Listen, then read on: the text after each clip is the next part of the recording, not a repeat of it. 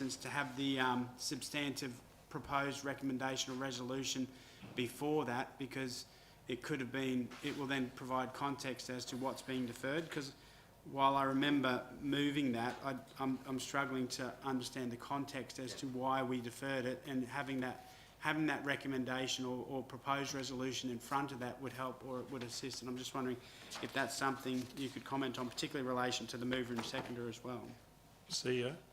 Thank you, Mr Mayor. Just firstly, in relation to the mover and seconder, I don't think there's been an intentional decision to remove the mover and seconder, and I agree with you that it does help to understand and provides a point of reference in future. So I'll make sure that I'll take responsibility for the fact that it's been deleted, and I'll make sure that it is included back in there. Yeah. So it's not a matter of taking responsibility. I mean, it's obviously some people fill it out differently, and just some consistency. Yeah. Look, and I agree. I agree 100% with Councillor Taylor with respect to that should be in there. In relation to that item at the top of beginning of 108 and the end of 108 and beginning of 109 Shalcott Street, Toogoom. Again, I agree with Councillor Taylor that for the purpose of context, the resolution and the mover and seconder should be in there, so that when councillors review the open resolutions report, they have the contextual information to understand what the matter was that was discussed, and I'll make sure that's amended. Just for clarity, that's not the only one that's got a deferring motion in there. There's one further on. I just, rather than refer to it, if we could just address that one as well later on. I'll make it a general rule that the resolution, the mover and seconder, and the contextual information, the resolution itself, be included in the open resolutions report. Thank you. So we get a mover. Oh, sorry, still more questions? Councillor Truscott. Thank you, Mr Mayor. I've got a question, two questions. Firstly, on page 107, I guess this would be to the CEO. There was the first one there about the Maryborough City Hall. That was one of my motions, and originally there was two parts to that motion. There was a second part which was acknowledging that this year will be the 110th anniversary of the construction of the City Hall, and that we were going to hold some form of celebration for that. It isn't on there. It may have been addressed. I'm not sure just why that part wasn't there. That was the first question. And secondly, there was another motion, a resolution rather, that I'm pretty sure was myself and Councillor Sanderson regarding the transit centre location. There's been a lot of talk again recently about the status of the current facility and that it's not up to standard, and that council was going to, I understand we have plans in place to make more of a permanent relocation, but there was going to be a temporary relocation looking at using one of the other car parks closer to City Hall, so that we had a better first and last appearance when leaving Maryborough via transport through bus. Just those two, yeah. So the second one, I can't seem to find in here, so I'm not sure where that's up to. And the first one was the City Hall. CEO. Yeah, thank you, Mr Mayor. Just in relation to open resolutions, they remain open until the action has been taken, and so if it's been removed, I would automatically assume that the action has been taken. So with respect to the second item on CP 0902-185, the second matter, my understanding is that the council is the anniversary and put in place. The report trading hours is still in relation to the transit centre. I'd have to take that on notice. I'd have to go back and check to see what the original resolution was and why it's been removed. So I can report that separately to the council meeting if you'd like. Thank you. Councillor. Councillor Lewis. Yes, thanks, Mr Mayor. This relates to the item at the bottom of page 106, which is a resolution of mine, which is headed Koala Habitats and Corridors, although it's a little wider than that. Essentially, I'm raising it for the benefit of the public, because I think I know the answer to the questions. The motion, original motion, sought reports on options in relation to koala habitat, including land acquisitions. That's addressed in part in the answer, although, as I understand it, and I guess the question is just for the CEO to confirm, I understand a report coming in relation to the land acquisitions aspect of that. The second matter relates to item of the resolution, which was creating a master document for Fraser Coast's long-term environmental land preservation. The purpose of that was to get an overarching document which would deal with the fact that the population of the Hervey Bay area is likely to double in the next 15 years, and we need to make sure that we do preserve open space to cater for the needs of that larger population. That's not really referred to in the status comments, but as I understand it from my inquiries, it is nonetheless intended to produce a report in relation to that, but that's pending the appointment of the strategic planning staff. I guess my question is just, can that be confirmed for the benefit of the public? Thank you, Mr Mayor. Yeah, I can confirm that, and I can have that status updated to reflect that if Councillor Lewis wishes. Sorry, Councillor Seymour. Yeah, I have a question about a resolution that should still be open and should be on there, but it's not. At our meeting on the 12th of April 2017, we passed a resolution about the Open Data Pilot Project, that a report be provided to make an informed decision on participating in the Open Data Pilot Project being supported by the Australian Government's Open Access and Licensing Program. That report hasn't come back. I've requested it multiple times. I bring it up particularly now because I said it was April. Next month we've got a meeting in February, so if it doesn't come then it's going to be over a year before we've got the report. And obviously we're not going to, because it's not on the open resolution register. So can I get an update on where we're up to with the Open Data Project? And can it be put on the register so that... CEO? Yeah. Thank you, Mr Mayor. I'm not familiar with why that one has come off the register. Did you want are you asking for an update now, or would you... if it is being looked into. Okay, if I could maybe direct that question to Keith. Yep. Keith? Through you, Mr Chair. Yeah, I can provide an update on that. Council has participated in that project. We have failed to bring a report back to Council to advise the status of that, but an action taken from that initiative last year. There are 2 data sets that have been made available on the Open Data Network project for the Federal Government, and they are available now, and they relate to Council's planning scheme and our planning zones, and also to dog ownership by suburb in there. So those records have been made available. I have asked for a bit more information on other data sets that have been identified and are still work in progress, and I will provide a report back to Council in relation to that progress. So will that be the report from the resolution? So is there still going to be a report for the resolution? Yes, I can bring a report. I guess now it'll be about the progress, because clearly we're going to want to have more than 2 data sets. If it's meaningful. We'll bring a report back to February outlining the actions and the planned actions to complete that. Thank you. So I've got a mover for this. Moved by Councillor Madden. Carried, unanimous. Thank you.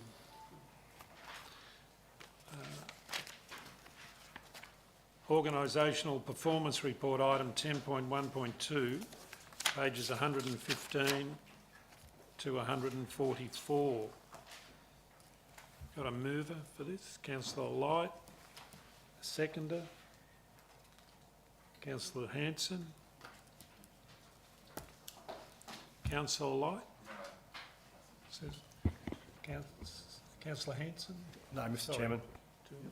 I just had a quick question, perhaps it can be easily fixed. On the front page, under capital result, clearly there's a missing figure. Capital expenditure is tracking at 44%.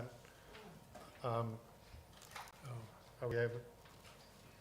I imagine you don't have it on the top of your head, but it just strikes me that the sentence is either constructed wrong or it's missing a figure.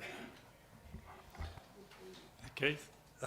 Mr Mayor, I'm sorry, I don't recall the number off the top of my head. It will be in the capital report that commences on page 138. Thank you, Councillor Madden. So the capital expenditure for that period is $33 million. Sorry, my apologies, wrong number.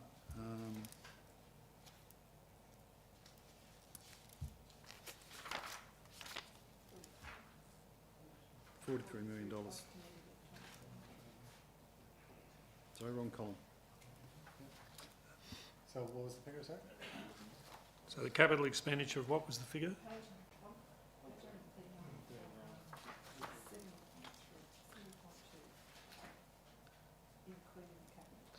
Keith? Sorry, the capital expenditure, 792.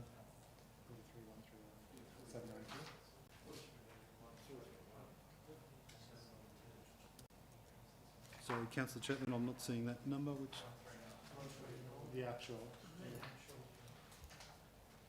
So the capital Correct. expenditure on page 130. 133 from the financial statement shows that the capital expenditure under application of capital funding is 43,632,000. Million. Sorry. The capital expenditure shown on the council statement of financial performance on page 133 indicates that the capital expenditure for the period to date is $43,632,970, and there's been loan repayments of $4,004,835. So $500,000 different to what's on page 139. Yeah. What's the difference between those two? What gets added into that wouldn't show up in the actuals in the report? Maybe on December. I'd have to take that question on notice. What happened in Mr. December Mayor. though? Yeah, we've got December ending. Oh, Keith, that's the report for sorry. November. I'll have to take that question on notice, Mr. Yep. Mayor.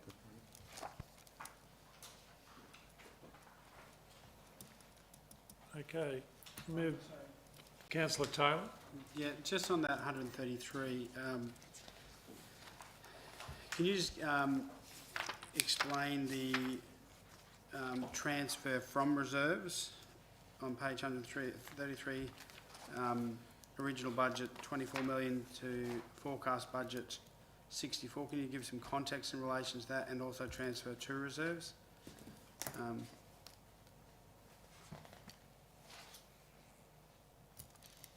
Keith? Through you, Mr. Mayor, the processes that exist and current practice in the organisation with reserves that have been set aside through the budget process, when expenditure is to matters, funds are either transferred out of those reserves, expenditure that has been incurred, where there are received from other revenue sources or for reserve. That is a process, Mr. Mayor, that we'll be reviewing for the 2018 and 19 budget. I'm just wondering. Thank you.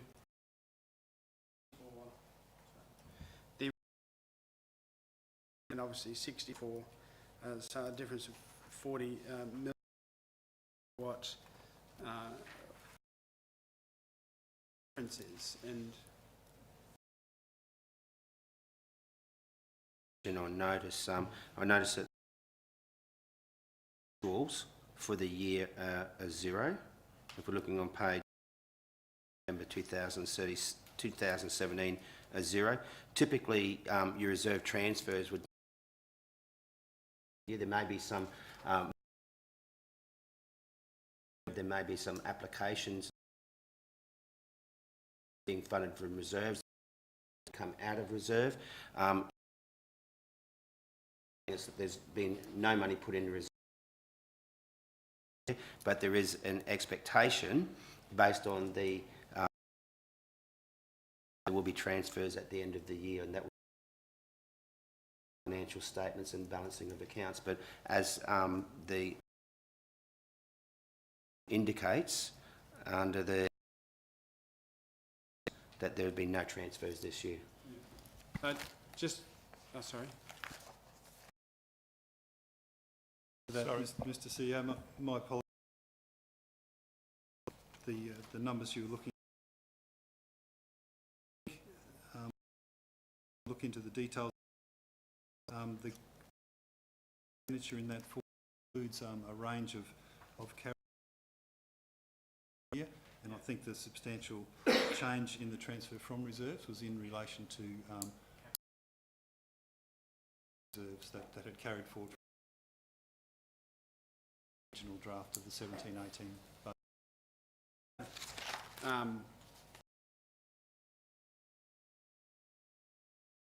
Not of much value to anyone else, but just more of my the caravan occupancy rate for November, which is the period last year, that would indicate that there's the year before in November 30s or 34%, and then this year it's increased. I'm trying to understand how that happens when your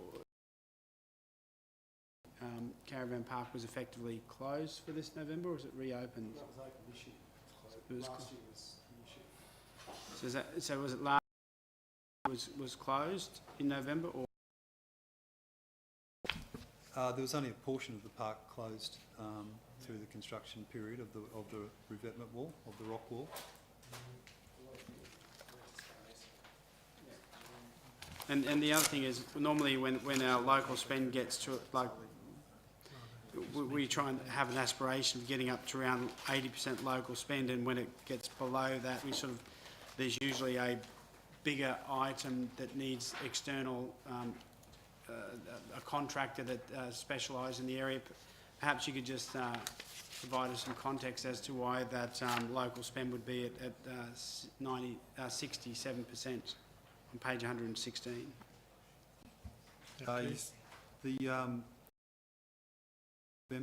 the December report, which is included later in the agenda, I believe provides a bit more detail on the contributions that give rise to us under target on the local spend.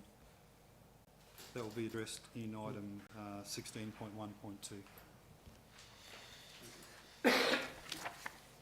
Okay, moved by Councillor Light, seconded by Councillor Councillor Truscott. Thanks, Mr Mayor. Sorry, I just wanted to raise two things here that I was pleased to see in there. Was about for this being the November report, that we were nearing the completion at this time of the wetside water slides, and that's great news. But then on page 125 was about the Maryborough CBD Open for Business campaign, which was Councillors Hanson, Madden, Sanderson and myself with our discretionary funds for that project. And it says there that it was estimated over $112,000 was spent in the participating shops throughout the Maryborough CBD. So I think that's really good to see. And the top three were Good Price Pharmacy, Pop-In Cafe and the Light Christian Bookshop. So I'm glad to see that campaign worked well there.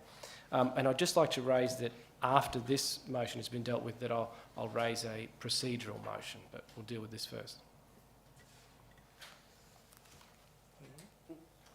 Okay, moved by Councillor Light, seconded by Councillor Hanson. Those in favour?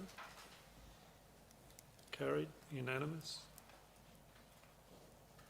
Councillor Truscott. Thanks, Mr Mayor. I'm just wanting to raise a procedural motion that we, I believe it's that we have to suspend the standing orders to deal with 16.1.2 now rather than later, because it's the December one of what we just dealt with, the December performance report, just so it's continuing what we're doing rather than dealing with it again later on.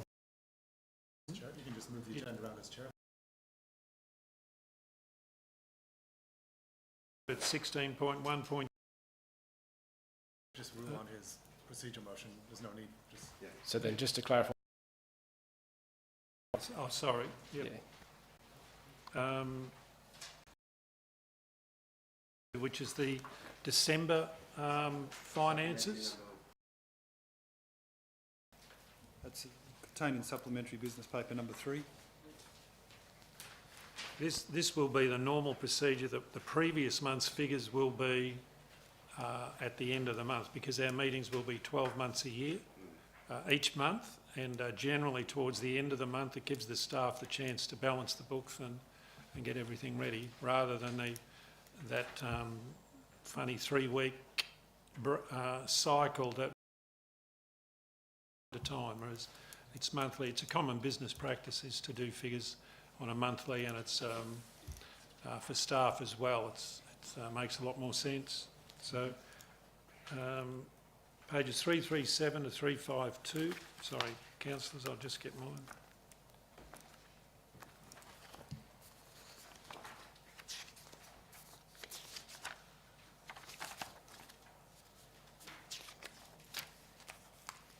Yep. Moved by Councillor Truscott, a seconder. Councillor Chapman. Thank you, Mr Mayor. One item that I wanted to just clarify was on page 338 in the local supplier spend. It says there that our current spend as at end of December is 65%, but it has there the I don't know if I'm the only one, but I thought the target was 80. And I'm not aware of that having come up for a discussion of being changed. Just trying to... Keith? Mr Mayor, my understanding is that target is drawn from the plan, which identifies the target of local spend. So I'll identify that document and circulate the source of that. From my recollection, it's always been 75%, but aspirationally in this room, That's right. we've always tried to get it up to 80%. So I was always aware it being 75, which was from my understanding. But I remember it being Trevor McDonald, the former councillor, who always aspired to an 80% local spend. Councillor. Councillor Taylor's correct, but I think in reports over a period of 5 years, maybe 80% has been inappropriately been put there, because I do remember 80% being written down there. In this room, Yeah, I saw it written in reports, but target of 80%. But anyway, never mind. I think it just,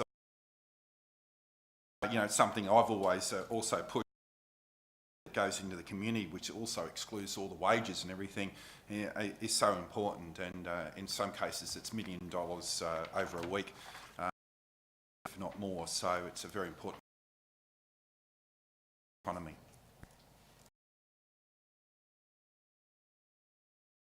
Councillor Chapman. Mr Mayor, I'd just like to point out to the... we've had a couple of big contractors come into the region, such as the revetment wall in Torquay, and then we've got halls working out at the now, that's not spend, because it's out-of-town contractors. They've been brought in here to specialise a project within our region, and it's not actually captured in this, because they bought a lot of the rock and the materials and everything they bought for this contract, and they have spent money. We do tender projects. We've got a lot of earth-moving equipment working at the sports precinct. Now they bought a lot of fuel and gear from within this region. Maybe that's some way that those contractors could just tell us, give us a bit of a running report on how much money they do spend, and that could be added as a line item or something within this. So here we are, we've got 65%, but I know that was in millions of dollars worth of rock that we used at Torquay. That was purchased locally within this region. Can I comment on that? We have discussed. Sorry, we have discussed that a number of times, and I think it's a dangerous practice to external operators and isolate how much they spend locally if you're not going to then look at local spends and see how much they spend outside the region as well. So I think the most simple approach is the most effective approach. A suggestion that you know, people outside of our local community spending money inside can be quantified, but then the local operators using external contractors isn't considered as well, will provide a figure that I think is unrealistic, and I think it's proper to keep it the way it is. We're having discussion on for or against the motion, and so if you've got questions, then the question is to be asked. We're not into debate. So, is there anyone against this motion? Another one. Sorry, Keith. Not against the motion, Mr Mayor. I just wanted to close out that question on the ratio. If you like, the page 35 of Council's operational plan identifies that the target for the 17-18 year is greater than 75% purchases from local suppliers. So I'll have that report amended to reflect greater than 75%, not just 75%. Thank you. Okay, we'll go to the vote. Those in favour? Carried unanimous.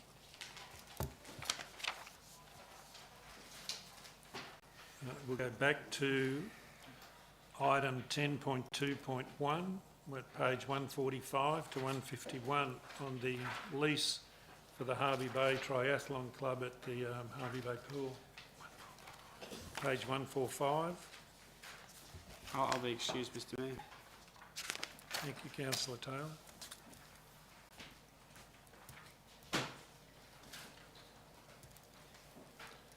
Have I got a mover for this?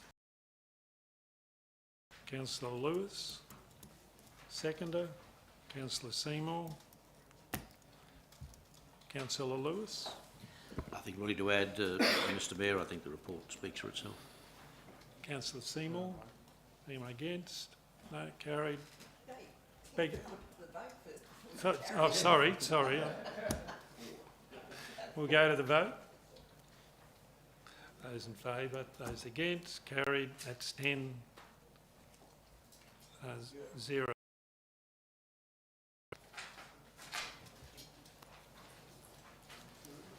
Item 10.2.2, application for a new lease for the Scouts. This is great. It's great to see these community groups that they really help build up great kids. So that's page 152 to 154. Mr Mayor, I'll move that. Tanana. Moved by Councillor Madden. Seconded by Councillor Hanson. Councillors, Councillor Madden. No, Mr Mayor, it's self-explanatory. Councillor Hanson. No, Mr Chairman, it's all good. We'll go to the vote. Those in favour? Against? Carried. The Maryborough Admin Building, page 155. I got a mover for this. Councillor Chapman. And a seconder. Councillor Madden. Councillor Chapman. Yes, Mr Mayor, I'd like to move this motion that we do a report on this building and see fit to bring it up to proper standards. Councillor Madden. Yes, Mr Mayor, I'm pleased to see this matter being brought forward. I think pretty easy to look at something and say that it's too big, it's too hard, we don't want to do it, and can we just make do? It takes, I think, a brave council to say, no, we're not going to do that, we're going to research before we do the job. So I'd like to commend the officers for bringing this forward in this fashion, and I certainly would recommend that we adopt it. Yep. Now, no, anyone want to speak for it? Councillor Truscott. Thanks, Mr Mayor. Just wanting to clarify with the recommendation, because on page 157 it mentions to postpone the air conditioning replacement and then obtain the expert's advice, but in there, I'm not sure if I didn't mention about postponing the air conditioning replacement, so I don't know if that needs to be in there just for clarity.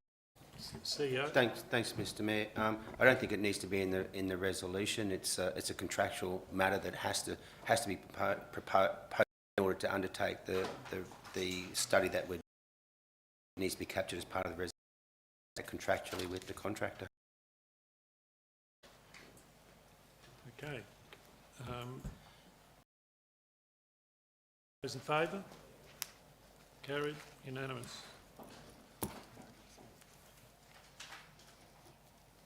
10.3, Development and Community, there's nil. Infrastructure Services, 10.4, there's nil. 10.5.1, Councillor Seymour. Yeah, sorry, I was remiss. I should have declared a conflict of interest. Appointed the patron of the Harvey Bay Disability Opportunity Shop. I'm not a financial member, so it's not front. It's meant to do. Apparently, it's do have some influence and assistance, but it's a bit perverse that I now have to leave the room and can't provide that assistance because I'm the patron of an organisation that will be directly affected by this. So I will leave the room as I have a perceived conflict of interest. Oh. Okay. Councillor.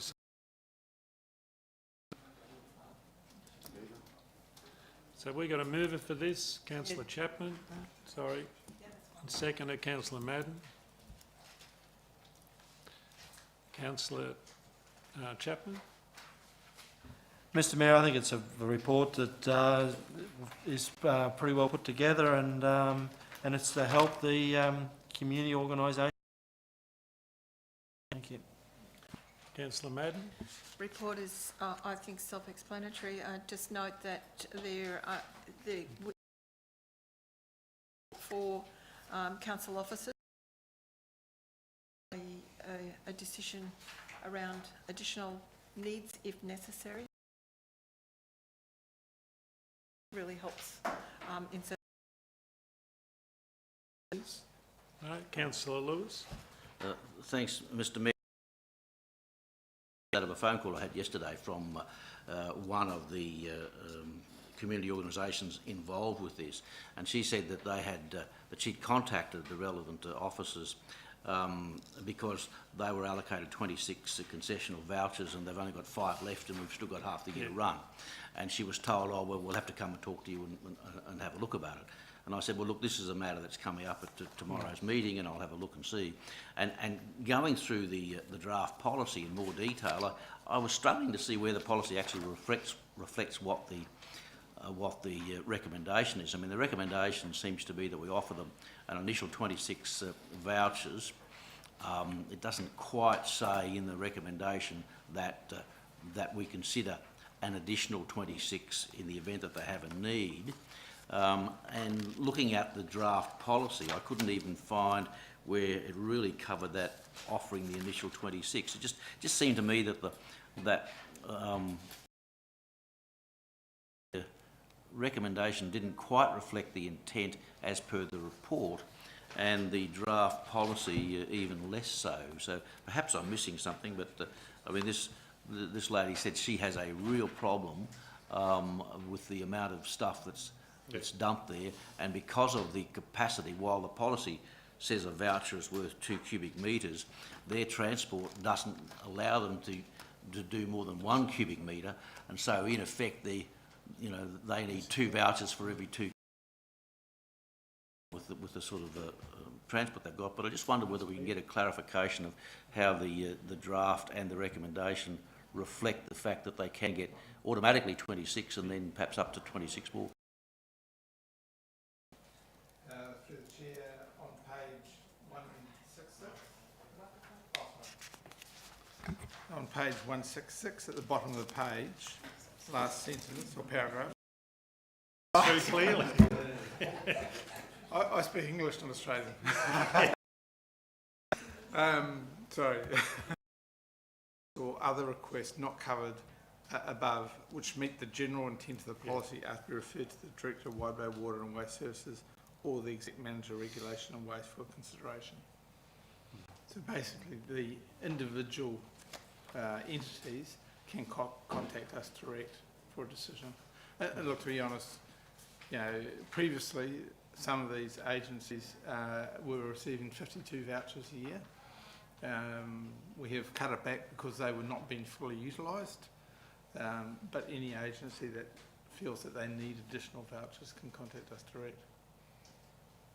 Councillor Lewis? Yes, sorry, Mr Mayor, but the policy, as I see it, doesn't actually refer to the initial 26. It says in the third or fourth paragraph, subject to the following conditions, council will issue a waste disposal concession voucher. That doesn't sort of say that they'll issue 26 of them, which is what I understood the report to be suggesting. Yeah, Peter? through the chair, yes, there probably does need to be some clarification on that policy. As indicated, it's a draft policy at this point in time. So we can add details in there about the maximum 26 vouchers to be issued. We will do that and bring it back to council. Yes, that would reflect the recommendation. That was my concern, I suppose. The recommendation makes it clear in paragraph 2 that it's the 26. It just doesn't reflect in the draft policy things. So the intent of the policy is that we really appreciate these organisations that do so much community work for us, and we don't want to. We want to assist them in their operating costs and make it easier for them to get rid of some of the trash that gets delivered to these people. Can I ask a question also in relation to the report and some confusion that has gone through my mind in relation to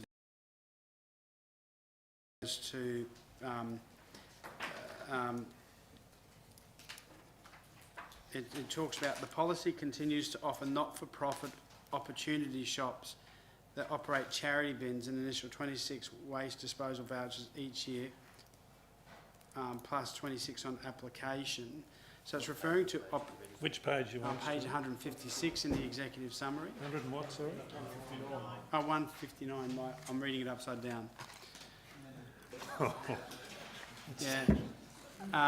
Yet when you read the policy, it doesn't refer to not-for-profit opportunity shops. It just refers to not-for-profit organisations. And then when you read the definition on page 165, a not-for-profit organisation includes a charitable organisation, a religious organisation, a school, community organisation, which includes sporting clubs.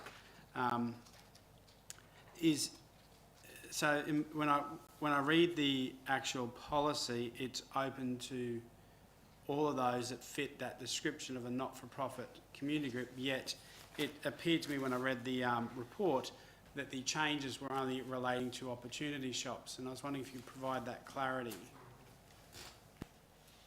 Peter? Through the chair, the intent was those facilities that are operated by different agencies where there's the opportunity for the public to dump waste. That was the intent. So if, for example, Salvation Army or one of the charity organisations in the region had bins for donations from the public, but they were utilised for dumping waste, then they could at no charge dump that waste at the council facilities. And that's, I guess, my fundamental question is when you look on page 163, the scope of this policy applies to persons and not-for-profit organisations disposing of waste at a council waste and recycling facility. And I couch this on the pretext that while the intent refers to opportunity shops, it also refers to, in the scope, it refers to sporting organisations, which then I will have to, if this is actually an amendment that will impact them, or if it's a consistent, I'll have to declare also a conflict. But also before that, I'd like to see clarity as to what the scope and change is. CEO? Thank you, Mr Mayor. On page 166, the second paragraph down, it actually provides some detail in relation to who concessions are available. And it says concessions are available to not-for-profit organisations for general clean-up items disposed of in charity bins or disposal of dead animals by the local wildlife care organisations. So the confusion, general clean-up waste, I think that comment, general clean-up waste, potentially relates to the matter that you're talking about as well, that if you're a not-for-profit organisation and you're undertaking general clean-up waste, or illegally dumped items or unusable items disposed in charity bins, or we will provide sessions and be subject to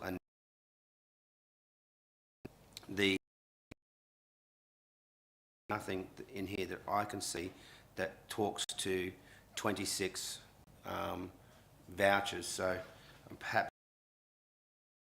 this policy as it stands now probably a little bit loose and may not accurately reflect the intention of council.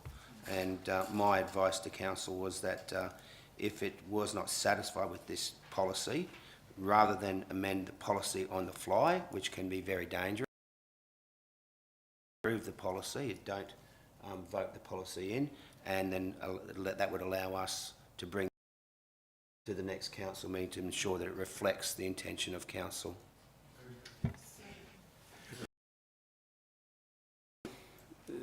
Regardless of whether it's going to be laid on the table or deferred or an instruction, as it stands, I have a perceived conflict, and I'll leave it for my councillors to determine what they want to do with this, and I'll be leaving the room on the basis that it is definitely relating to sporting organisations which are currently doing work in bees at the moment, and they would be privileged with this policy. So I'll be removing myself from what looks like a deferment. Councillor Taylor. Councillor Chapman. Mr Mayor, I need some clarification because room. I'm a member of a non-for-profit organisation with the Borum Heads, so I seek some advice on the conflict of interest myself. I think that's as a member. I think Councillor Taylor is different. I'll declare a conflict of interest, but I'll stay in the room. Perceived, yeah. Everyone will. Okay. Councillor Madden. Mr Mayor, in view of the discussion and some questions around the actual policy, Mr CEO, what was the wording that I move an alternative motion that the matter be referred to the be heard and referred to the CEO for additional clarity. You happy with that, Councillor Chapman? So there's a mover, Mr Mayor. The mover is Councillor Chapman. The seconder is Councillor Madden. To that, refer to the CEO. Sorry, you're the mover. Yeah. So Councillor Madden is doing the move to refer it to the CEO. Is there a seconder for that? Councillor Chapman. Those in favour? Against? Carried. So we go back to the initial. And we go back to the initial. Back to the initial one. Which can be withdrawn. Councillor Chapman moved it. Councillor Madden seconded it. Councillor Chapman's willing to withdraw. Willing to withdraw. Okay, those in favour? Oh no, it's just withdrawn, isn't it? Yeah. That's it. Beg your pardon? No. Sorry, Councillor Sanderson. Just got to say, Mr Mayor, it's similar to Councillor Light. I don't need to leave the room if I'm a patron of a club or anything like that. I wouldn't think so. The matter's no longer being considered, Okay. Mr Mayor. Yeah, it's all done. Okay, thank you. The councillors can come back in the room. The moral of the story is don't become a member of any organisation. I think we're all affected by it. Yeah, And it may end up being doesn't happen. an interesting comment. Yeah. The councillors who've come back into the room, it's been referred to the CEO. Okay?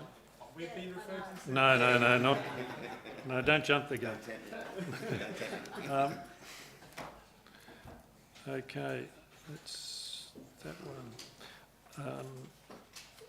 So now we skip to item 16.1.1 is the appointment of the CEO to the Board of Fraser Coast Tourism and Events, page 329 to 331.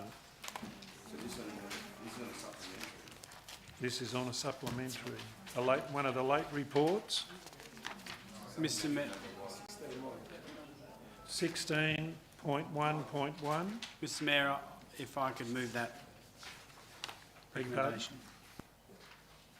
Oh, sorry, move. Supplementary agenda paper it is. Oh, it's just supplementary. Yep. Yes, agenda 1.1. So moved by councillor Taylor. Is there a seconder? Councillor Everard. Councillor Taylor.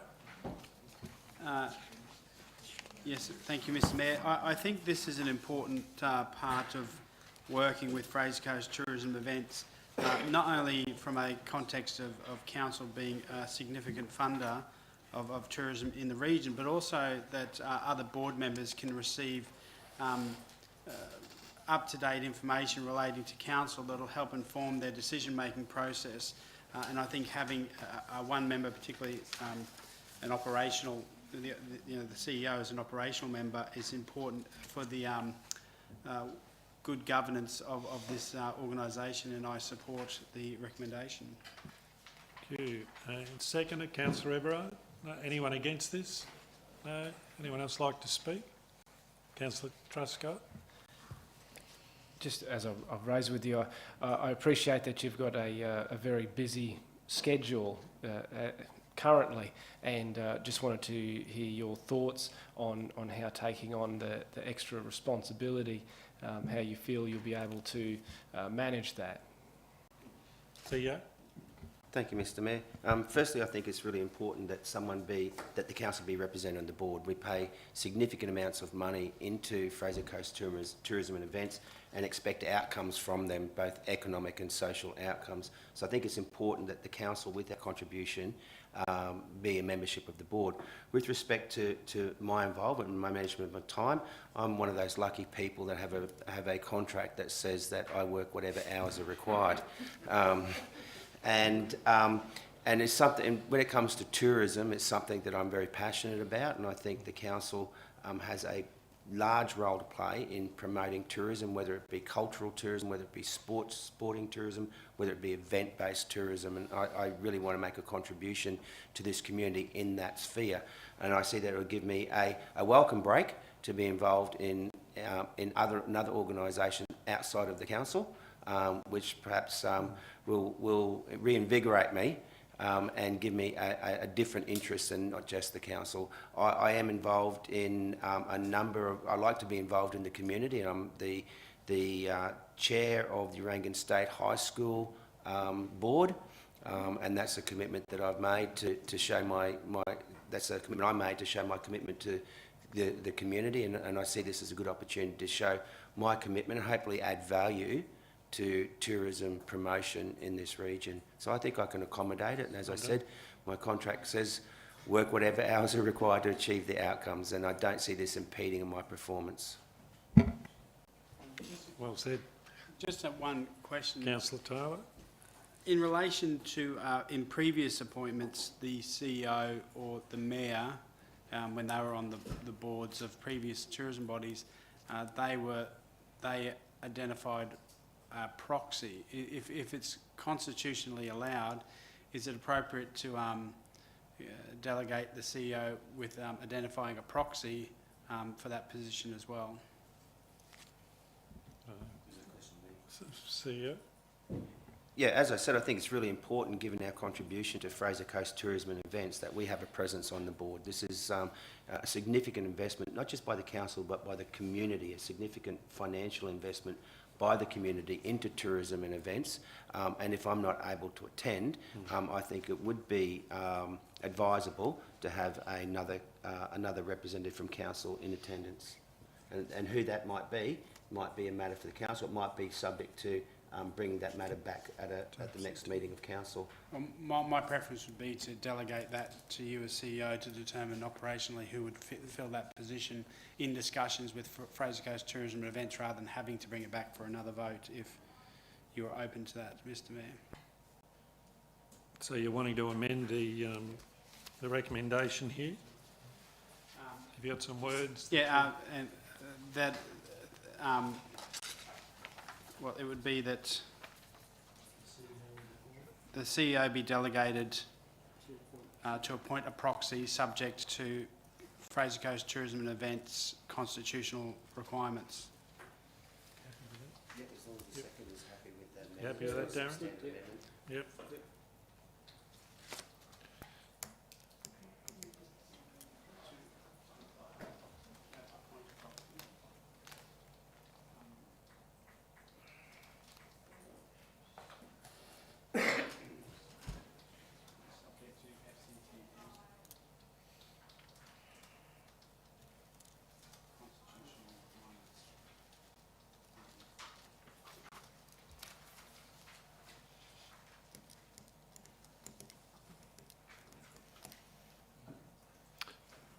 Okay, you happy with that? Anyone against this? Moved by councillor Taylor, seconded by councillor Everard. Those in favour? Carried. I'd just like to point out for people too, preliminary figures for this holiday period have been absolutely astounding apparently. So we're waiting for confirmation of those figures, but from all reports that I hear around, it's been a good time. And still for tourism for the Fraser Coast, particularly the Harvey Bay area. Thank you.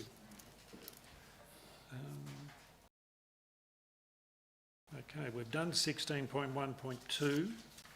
That was the other late report. So now we're back to 11.1, page 169. This is you, I think, George. Page... Sorry. Mr Mayor, should it reflect in the minutes of my previous declaration of conflict of interest in this matter? Seek some advice from the CEO or the Mayor. That's the one, George. That's about the crossovers and Rolf mentioned. You were happy to stay though, weren't you? Wasn't that... I was happy to stay in, but I Yeah. just want to make sure it's perceived conflict of interest. Yeah, Mr Mayor, we can ensure that the perceived conflict of interest is recorded in the minutes. Yeah. I just Okay, want to make... councillor Seymour, you'll be moving this? Yeah, an amended version. All right. And so just add, so the first paragraph being that a report be provided on the number of pedestrian crossings over the Charlton Esplanade and Harvey Bay, distances between crossings in high traffic areas, and the associated costs with constructing new pedestrian crossings. And then I'll add, and further, that a report be provided on the feasibility of constructing a pedestrian crossing between the parking area and the area of the Harvey Bay Animal Refuge Market. So I move that amended motion. Right.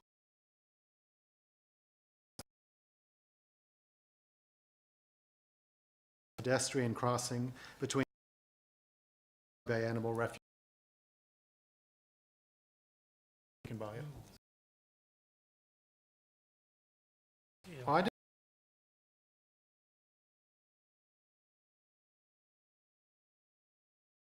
Not to change the title, same thing. The sub-editor.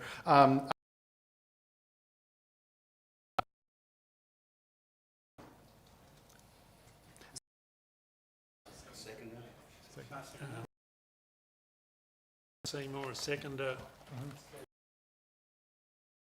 I mean, the first part, which people have got, are very important. I've received that are confused by areas where we've grown, where we haven't crossed between crossings. Most of them are raised, and Bayarama are and confusingly is where we have raised one crossings. 100 meters, and then it'll go close. I think we need to add as an answer when people say why that we have crossings where there are significant, identify where there are gaps. This area around the Harvey Bay Animal Refuge Market, which can be on Sundays between about 6 a.m. and I think that we need to look at how safe that is since that market. I've just got a question on a pedestrian crossing side. What's the Don't know road? what that road is. Probably me. Is it? You can just Sorry. get councillor Seymour to... Sorry, Mr Mayor, if you could just perhaps confirm what's before council is his resolution.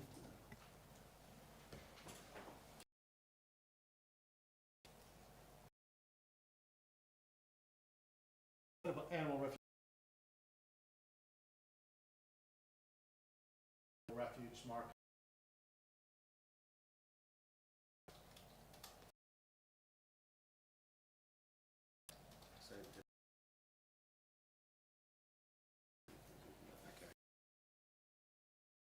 Do you think we need to?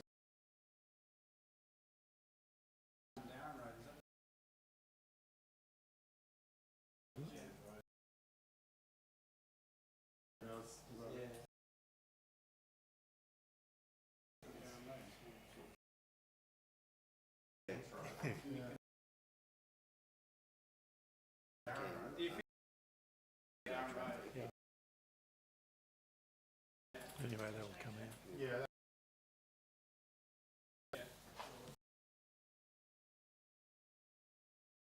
It says in further that a report. There's two reports. And we'll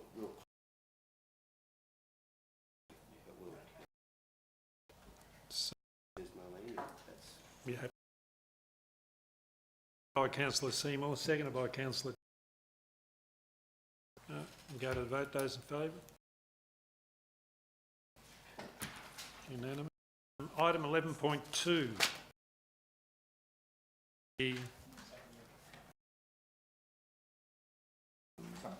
Sorry. So...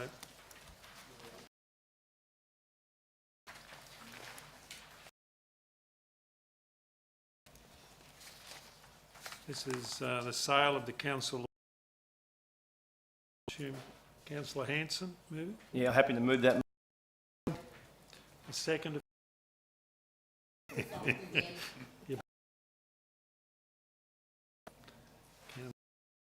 Ralph, Yeah, thank you, Mr. Chair. It was bought before term, and myself particularly keen on moving this land on out there. I think it's time to have another look. Chapman and myself went out there last week, and this really is a strength. Being able to sell this land to try and facilitate out there. So just calling for a forward and get an up. Councillor Light. In Division 5 in the last term, and now Councillor. It's always been a frustration trying to sell, but to me it's a, can we say, effort to pegged out. The land is never, Frank, if you're going to buy it, you've got to know what it was. If you're going to sell a car, you put some... We need to... We're going to see it as a... and put this revenue... But if we're going to continue on this path, because in fact, I think it's important to sell this land in the state that it's in. Mr Mayor, it's actually carried out a valuation for council, and so at this point it's a perceived conflict of interest to see any reason to leave the room at this point in time, but I'd just like it to be noted. Thank you. Sorry, Councillor Chapman. Yes, Mr Mayor, like we said, Councillor Hanson brought up months ago also about this. This land is, we may have to even see it in this report because they're only very small blocks for where they're situated. So I'd like to see that reduce the price of these blocks and to move them on. it's going to do for our region out around, even down to, is by moving people into the build the economy of those two towns, or three, also add value to those places that are make a community out of it. Here to and how we can actually grow our communities, and I think this is a planning issue. We can look at and turn these blocks into houses. We do grow our communities, and I think that's to look at what we can grow. So I will. Very good. So we're just calling for the... Beg your pardon, question? So in this report, potential costs for the infrastructure, clear on that one? Yep. I would expect it to be. Go to the vote. Those in favour? Carry.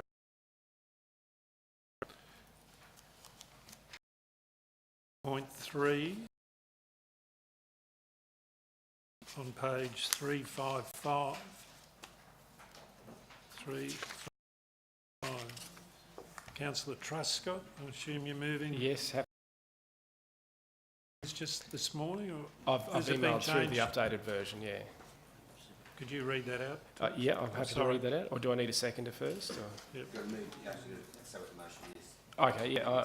So I'm moving the motion, SunSmart Fraser Coast, that a report be prepared detailing actions on how the Fraser Coast Regional Council can commit to becoming a SunSmart community, and that the report include, but not limited to, through an online survey, seeking community feedback on open spaces and parks where members of the public believe additional shade is required.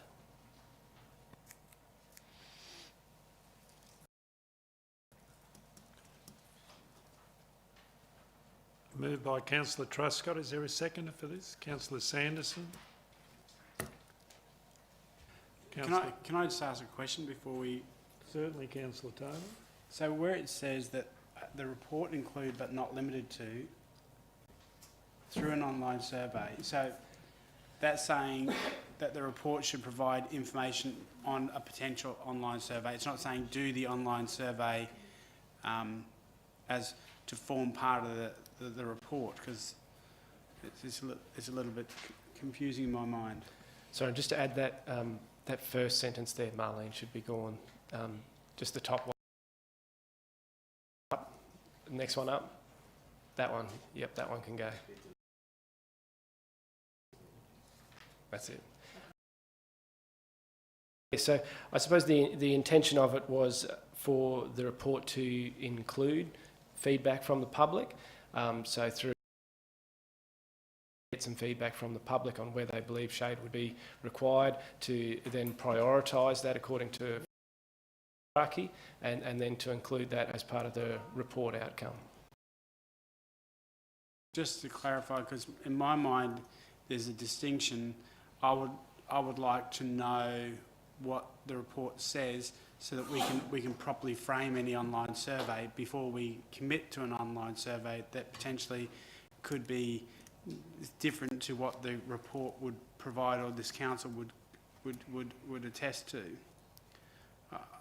Anyway, I'm happy to speak on that.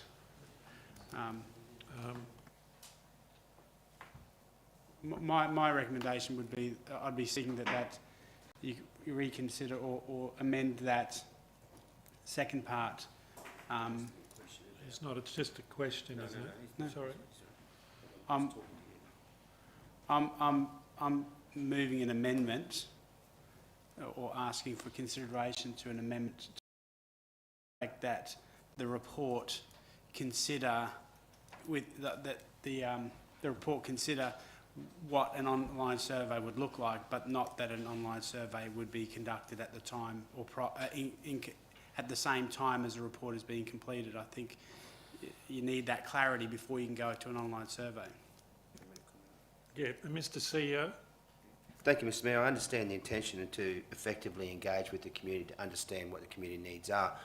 My reservation, I fully share the reservations that Councillor Taylor has, in that an online survey isn't necessarily the best way to engage with the community. It disadvantages a number of people that don't have online access, and there are a range of other contemporary community engagement activities that can be undertaken to determine what the community's expectations might be. And I don't think an online survey by itself is a document that the council should put weight into, because it disadvantages a large number of people that don't have online access, that aren't tech savvy, or maybe aren't active in social media circles.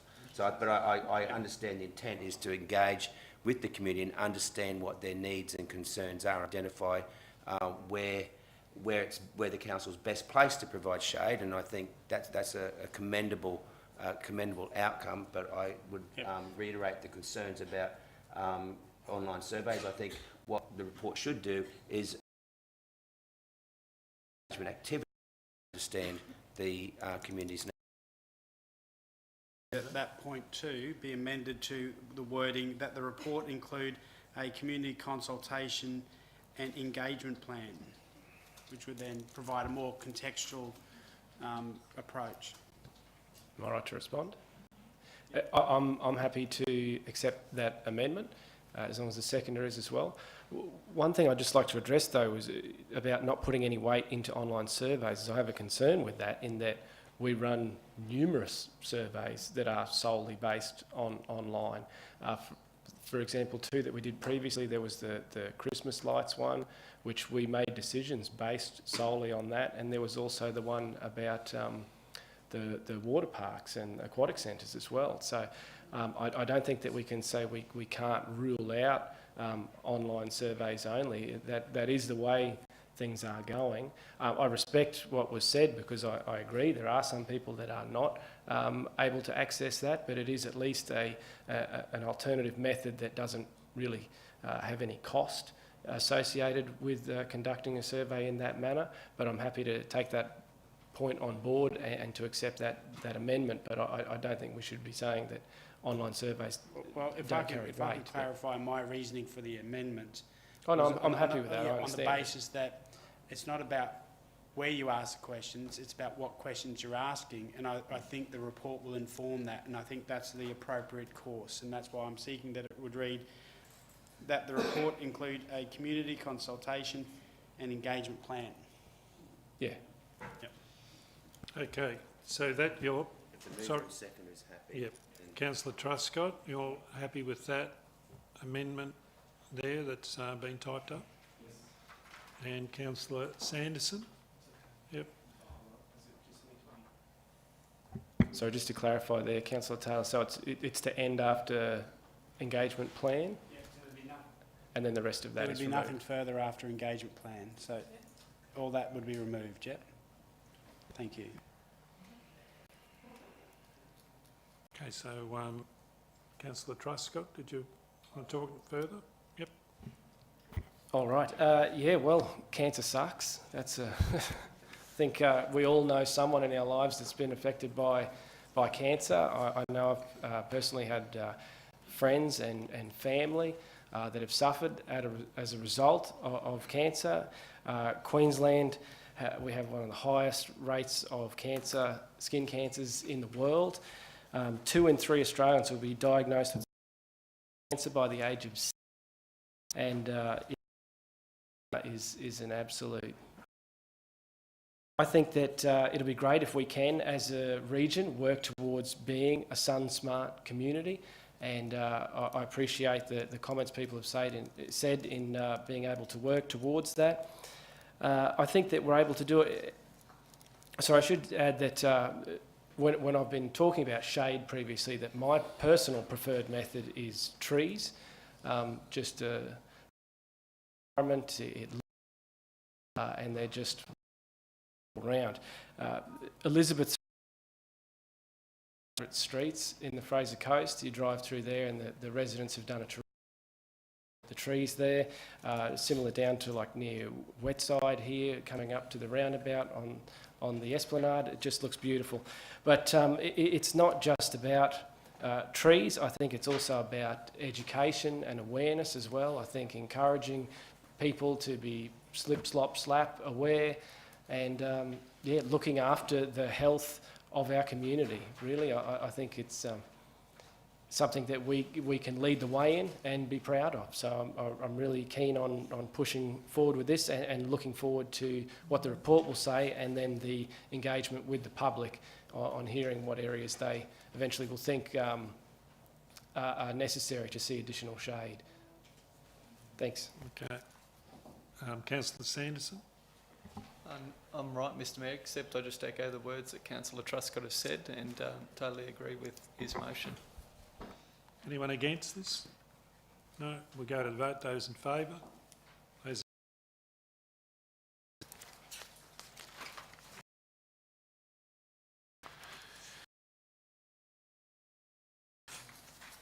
Item 11, subdivision requirements. Councillor Truscott has given notice of intention. Mr Mayor, yes, happy to move this one as well. So looking for, I've sort of got a bit of a theme with trees, I guess you could say, to have with options on how council can all new developments throughout the Fraser Coast to all new street trees, and B, to have NBN suitable fibre optic line laid to individual premises within NBN fibre connected locations. Okay. So a move, Councillor Truscott. Is there a seconder? Yeah, I'll second it. Seconder. Truscott. Thank you, Mr Mayor. Thanks, Councillor. In some discussion previously on whether communications are a federal issue and come under the federal legislation. From engineers, they are using copper in place of optic fibre. And I think if it is something that, even if it can't be a requirement, but at least that developers are encouraged, strongly encouraged to lay fibre optic cable, I think internet is something that we can't go without these days. There's not a day or probably hours that go by when we're not using it. And I think it's a selling to advertise. I mean, I know that if I was looking for a new place to reside in, one of the first things I check now is the internet connection. And yeah, copper's not going to be great for long term. And currently, it's a high speed connection, but I think some of the communication providers' definition not what the expectation of people is. Even in some places already with NBN, it's not that high speed, but it's certainly something that's a necessity these days. Yeah, having good, strong, stable internet connection. There's still areas of the Fraser Coast that are missing out. And like I was saying, this is only for where there would be an actual wired connection in the ground. So obviously not suggesting if someone was developing in an outlying area where there's where that service would never be, the NBN has other services, fixed wireless and satellite. So those areas would be covered. Yeah, I think that pretty much speaks for itself. But yeah, it's not to work outside. It'd be working with any federal for a report on how we can do that. Councillor Light. Yeah, thank you, Mr Mayor. And I'm just trying to think of the standing orders in this. I was wondering if the mover would consider an additional point to this, and I must admit I'm just fighting to put the words together, but I will speak to it just briefly. Is one of the issues that I have with new developments is the street width. To me, does not come out with good social outcomes, and especially with parking and other difficulties. So I want for better wording, I was wanting to see if we could add point C, and something like streets to be a width that is appropriate to cater for treescape and social outcomes. Would you be happy with that additional, Councillor Truscott? Yeah, so streets to be, and I ask my colleagues to join in with this if they can think of other wording, but streets to be a width and social well-being. Sorry, social well-being.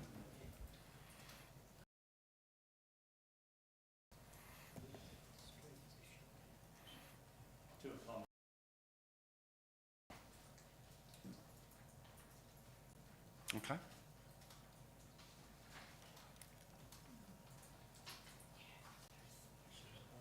I can't read it. I'm sorry, my That's, streets of the streets to be appropriate to cater for for treescape and social well-being.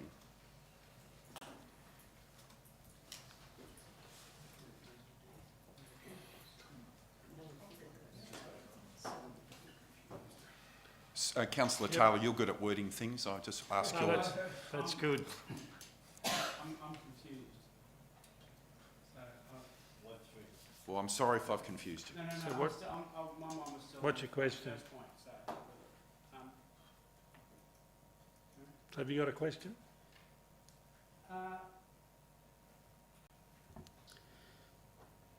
I don't know if it's a question or if it's an opposition to the motion, but I allowed this, So is it a question or a? no. I think I'll speak. I'll wait until till we start speaking on the matter, and then I'll have a viewpoint, I think. We nearly have. Is anyone against this motion? So someone Yeah, for it? I'll speak against. Yep. I'll speak against it, even though it's more a matter of process and a concern I have in relation to particularly NBN. NBN has a certain funding model and is an entity in its own right. Placing that burden, or even if it's just in a report form, placing that burden on a developer, and often developers are not multinational organisations like the NBN. Council suggesting that it's almost a requirement of the developer to provide that network, and is very costly. And I understand the desire to achieve the outcome. I'm not certain on the process that places another impost onto the developer that is really it's a product.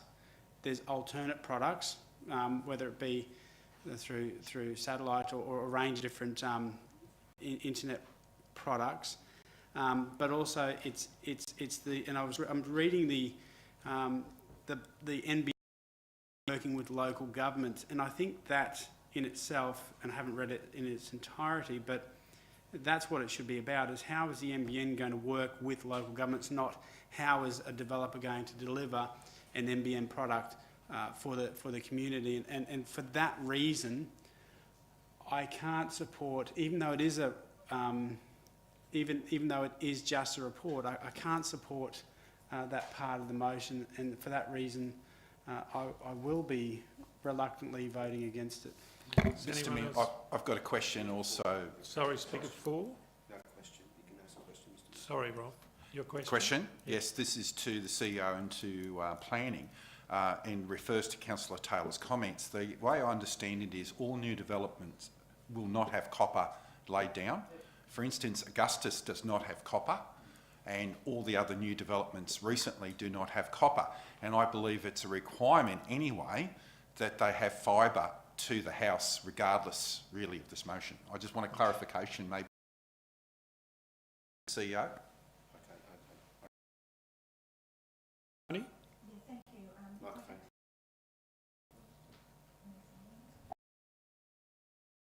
Thank you through the Mayor and through the CEO. So currently requirements are limited to the development having a telecommunications service arrangement via an agreement with a service provider, which is generally Telstra. In this regard, federal policy requires developers to provide pipe and pit to support, at minimum, high-speed broadband services. The developer applies to the service provider, and the service provider decides, under the guidance of federal legislation, what service is available and what infrastructure configuration is required with the development. Liaison between the developer and service provider for residential estates usually occurs at the design stage, as each variant of service has different design criteria, such as conduit size, location in road reserve, etc. In Harvey Bay, we have new estates with optic to dwelling, and next door, or even the next stage, may have ADSL or vice versa. General advice received is that once the NBN fibre to node is rolled out through the urban areas and optic nodes are readily available, all new developments will have optic connection capacity. Council has no capacity to override the federal legislation, especially when that legislation has been drafted to achieve a controlled service outcome. Thank you. Moved by Councillor Truscott, seconded by Councillor Light. Those in favour? Speaker, so the speaker against... Sorry. Have you finished speaking, Councillor Taylor? Yeah, he's spoken against... I'm just wondering from a director's point of view, does that... Sorry. That sounds like it articulates my concern better than I did. Am I right to say that, or...? Yeah. Yes. Hold on. It's speaker for, speaker against. Question. The director hadn't answered the question yet. I think she said yes. Yes, thank you for that. Thank you. We certainly can provide more detail to support those comments if required, but essentially those are the limitations in which we have to operate. Yeah. For, against, for, Yeah. against. So now we go for speaker for, and then we'll go speaker for, Councillor Lewis. Thanks very much. In relation to that item, I understand what Councillor Taylor's concerns are, but as the director's indicated, just then we can provide more detail around those requirements, and I assume that's what the report will do. So I'm comfortable supporting the motion in relation to the NBN aspects. I also wanted to just speak very briefly on the other aspects of trees and subdivisions. It's certainly one of my ambitions that we can perhaps, in the course of this council term, improve the planning outcomes by ensuring that in future, new developments will be more tree friendly. It's a sad reflection, I think, on a lot of the development that we have, that what few trees the developer leaves, the builders remove, and if there are any left after that, there's the risk that, with respect to the engineers in the room, engineering will decide they need to be removed because they're damaging the bitumen paving, as happened in Torquay Road in front of the Toyota dealer. So I'm keen to ensure that, so far as we can, we require developments to make provision for suitable trees. It's interesting when you get called out to a meeting with constituents, even if the meeting is to complain about vegetation, those going to the meeting will inevitably seek the nearest tree to park under. And there's plenty of evidence to suggest that a proliferation of trees has a major beneficial impact on microclimates and so on. So I really think we do need to do some work on this, and I'm delighted that Councillor Truscott and Councillor Light have brought this forward so that we can start doing some work on it. It's complicated, I know, but let's get the analysis started. Thank you. Anyone against? Sorry, Councillor Matt. Yeah. Mr Mayor, I have to speak against part B of this motion, and if it remains, then I will feel that I have to vote against the motion, even though other parts of it I'm agreeable to. My concern about part B of that motion is the conflicting messages that are going out to the development industry. I mean, we obviously have some fairly strict guidelines under federal legislation, which the industry are working to, and even though this is a report, I still think it's sending a message of not continuity, not consistency in our approach, and so that concerns me. And on that basis, if that remains, I will have to vote against that resolution. I mean, I'm speaking for it, and I'll take up that point about consistency. I think last thing we should be looking for is consistency in developments. We just approved a couple months ago a development to turn one lot into 48 or something with no trees whatsoever. I think that we should not be going out to the development industry right now and speaking about consistency. We should certainly not be saying that what's happened in Harvey Bay over the previous decade or so is good and we should be maintaining some sort of consistency. We look around at so many developments now with tiny little streets and with no trees, and I literally mean no trees.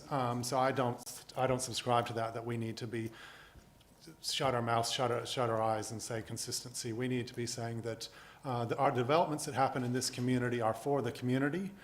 They need to be about livability. They need to be about growing children in this community, people aging in this community, people growing, developing and learning in a community that is safe and habitable. And that is not a community that does not have a single tree. So I certainly am opposed to any sort of policy that we need to maintain the consistency of what has been happening in terms of developments in Harvey Bay. Said, anyone against?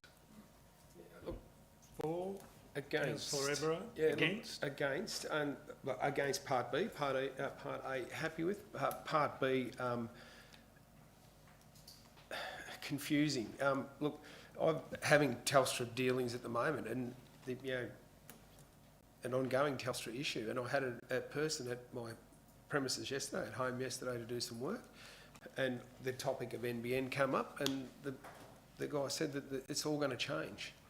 So you're putting a request in here for a product that may not be delivered. I'm just, When was the last time Telstra delivered on that? No, but I'm just saying. But it's more so Hold on. even the time. Councillor Truscott, it's not a debate. I'm just suggesting that happy to bring back Part B at a later date, but I just B should be removed from this and the trees, until we identify with telecommunications, 416 at 80. Anyone?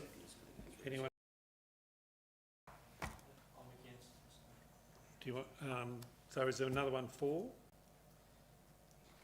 No, against. Councillor Chapman? I can see where Councillor Truscott's coming with this motion, and I can see with what you're saying about street trees. I can see what you're saying about the width of the roads with Councillor Light. But I actually think that with our policy that we've got, what actually happens is I think we've really got it covered. And I don't really feel that we need to stipulate about the NBN, the lines running in, because what they could do is change it and say, well, these areas we don't need lines. We could do it with radios or like radio transmitters and things like that. I really feel we've got it covered. Telstra, when you're doing a development, or Ergon or anyone like that, they always want the infrastructure put in the ground. So when the developer will go to these people and say, well, what do I have to do? They'll want the up-to-date system put into the ground already. And I feel that our policy that we've got here has got it, and I actually can't support it when we're stipulating about NBN lines put into the ground, when we're not really looking after that NBN part of it. We've left that up to the suppliers. So I can't support it with B, but I do like the way that you've come up with the trees for the treescape and families and things like that. I do like how you've come up with the width of the roads, but I'd actually like to see item B removed because I feel it's covered. Procedural motion, Mr Mayor. Councillor Taylor? I'd be seeking that Part B of that motion be dealt with as a separate resolution, considering the significant difference it is to the point A and C. Councillor Truscott, happy with that? Thank you. So the motion is Part A, Part C that was added by Councillor Light, with B removed. Well, it'll be dealt with separately. So, beg your pardon. Sorry. Two resolutions. And Councillor Light, you're happy with that? Yeah, I'm happy with that. Yep. If you want, I was actually just discussing that with Councillor Light, so if you want, I can separate it to save it having be a procedural motion.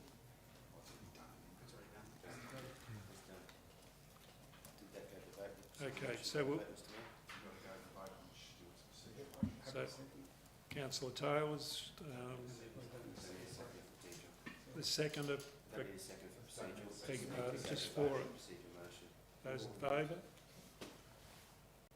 Yep.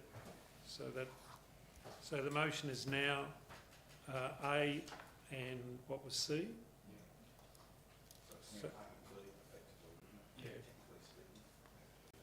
So that was moved by Councillor Truscott. Is there anyone against this one? No. We'll go to the vote. Those in favour? Well done.